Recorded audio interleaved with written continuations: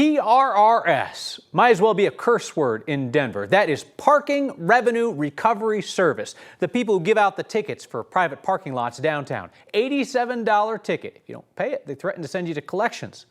A year after they settled with the state over allegations of debt collection violations, our Steve Steger found them still ticketing people who have paid for parking.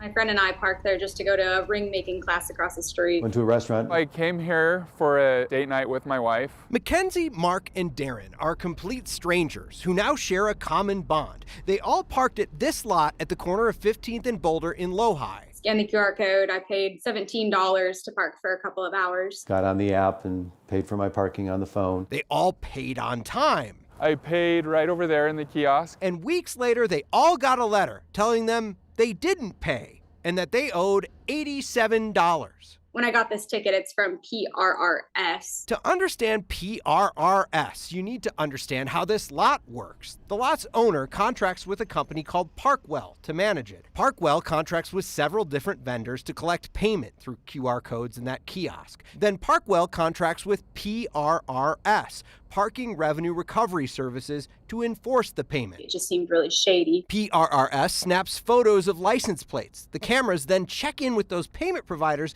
to see if there's a transaction associated with the plate. If there isn't, they mail out that $87 ticket with a threat.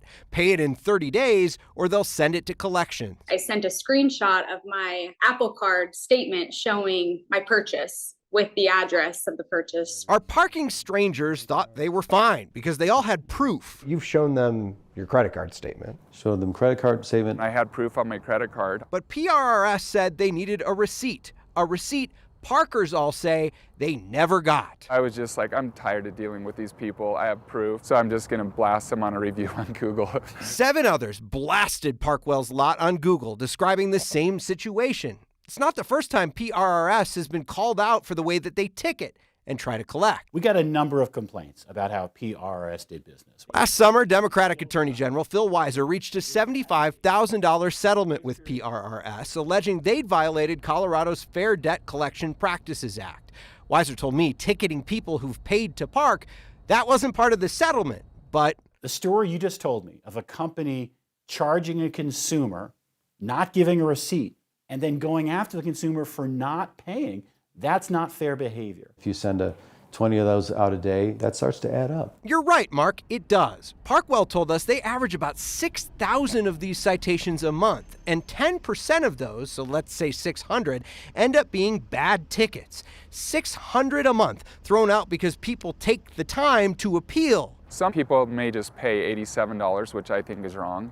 But if you don't pay, if it goes on your record and hurts your credit, there could be financial ramifications. PRRS and Parkwell both told us this was the result of a glitch. The payment system wasn't talking to the cameras. It's a pain because it just eats time into my day. I don't have time to chase all this I stuff. hope you actually make a change and PRRS stops doing shady shit. So PRRS voided all 5 of those tickets that may have been a little shady, and both PRRS and Parkwell told me that they are looking at anyone else who might have been impacted by this technical glitch. The Attorney General says your best way to avoid problems like this, always ask for a receipt. And PRRS and Parkwell says this is not a widespread issue, but I'm just gonna put my email address right there, Do it. you know, just in case. Drop it.